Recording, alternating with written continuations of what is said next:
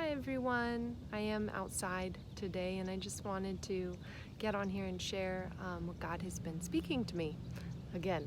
So I was I got up this morning having my morning routine, sitting with my Bible, and I was just praying, saying, God, I want romance with you. And I thought, there's a park nearby my house. I should go to the park and pack up my stuff and my Bibles and my journal and go.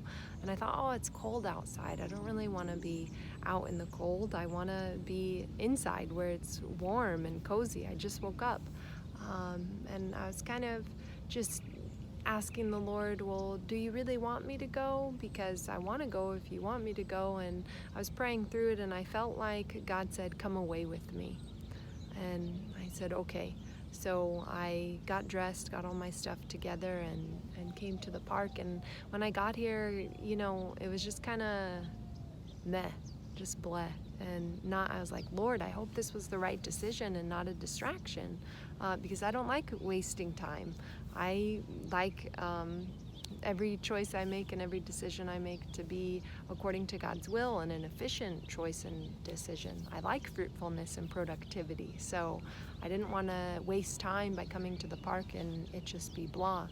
So I was praying and I thought, the Lord spoke to me this morning, come away with me. So where is that? I know it's in Song of Solomon. And so I looked it up and I read it in the Amplified, and it's Song of Solomon chapter 2, verse 10.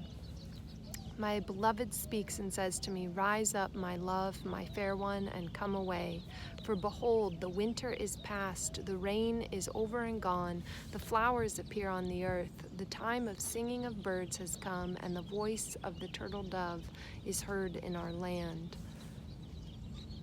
The fig tree puts forth and ripens her green figs, and the vines are in blossom and give forth their fragrance. Arise, my love, my fair one, and come away.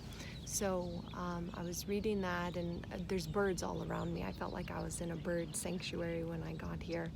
And I was just praying, and I thought, I'll read more through it. And I read verse 17. It really kind of convicted me, because the husband is, the he and the she in Song of Solomon, they're going back and forth. And in verse 17, she says, and I'm reading from the Amplified Classic Edition. I was reading this in the Amplified this morning. Then longingly, addressing her absent shepherd, she cried, until the day breaks and the shadows flee away, return hastily, O my beloved, and be like a gazelle or a young hart as you cover the mountains which separate us. And as I read that, I was just praying, Lord, what are you trying to speak to me? What are you trying to show me? And I felt like God was saying, you're not longing for me. I want you to long for me, and then I want to satisfy you. So it's interesting or ironic or not a coincidence at all that I earlier this week shared, with those fasting, be flexible on the fast. Let God modify your fast or change your fast as you fast. And God just spoke to me, you're not longing for me enough. I want you to modify this fast. I want you to change this fast. Of course, I'm not eating sugar or honey or any sugar substitute, any sweetener substitute, but I have these breakfast cookies that I make. They're just, out of fruit and oats. And I made those breakfast cookies, and I made some other things the other day, some peanut butter balls. It's just peanut butter and coconut flour. And I felt like God convicted me and said, I don't want you to eat that. And I think he even said, I don't want you to eat any baked goods. There's these waffles that I make that are sugar-free, just out of oats and banana and some other things. And I felt like God said, I want you to get rid of baked goods. I want you to get rid of all sweets, all sweet substitutes. I want you to put yourself in a place of dependence on me and desperation for me, so I can come satisfy you. So also there's I I like dessert. I shared this last year, but for those of you who don't know, I like dessert, even if I just eat fruit at the end of the night. So, sorry, I'm at a park and the parks people are coming by, so you're gonna hear a car, but I'll wait, so you can wait with me.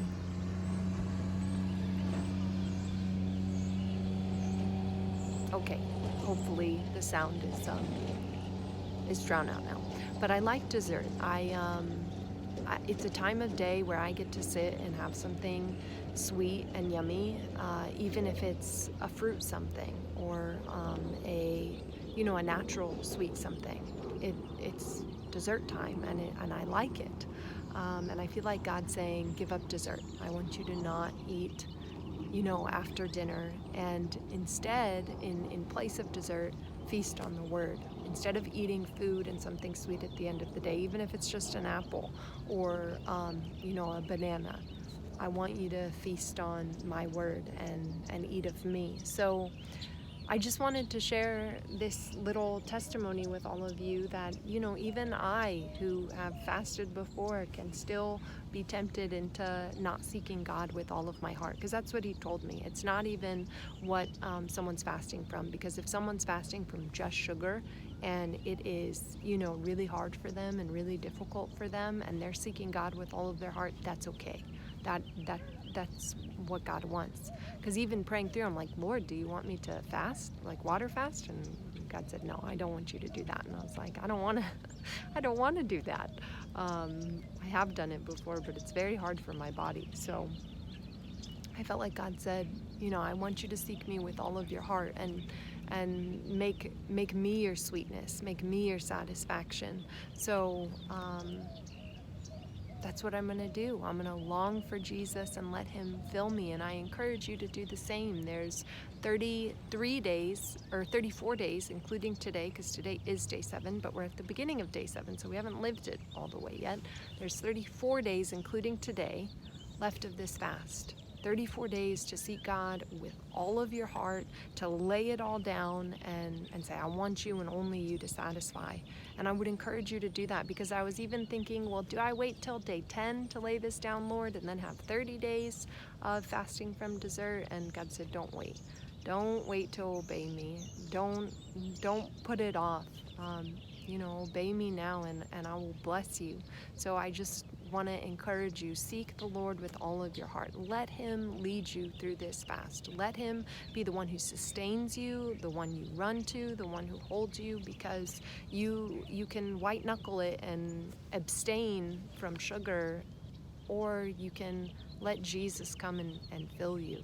Let him be the one that satisfies, and at the end of this fast be transformed, not even longing for sugar, yearning for sugar, but longing for Jesus, because he truly is the only one that satisfies, the only satisfaction. So I pray that this blesses you. I pray that everyone is encouraged today as you fast, or if you're not fasting. Seek God with all of your heart. Ask him if you should fast. I know that there's still time left on this fast, so if you want to join us, please join us. We are fasting for 40 days from sugar, and I know that there's other fasts happening as well. So I pray you all have a blessed and a beautiful day, a day filled with God's beauty. Bye.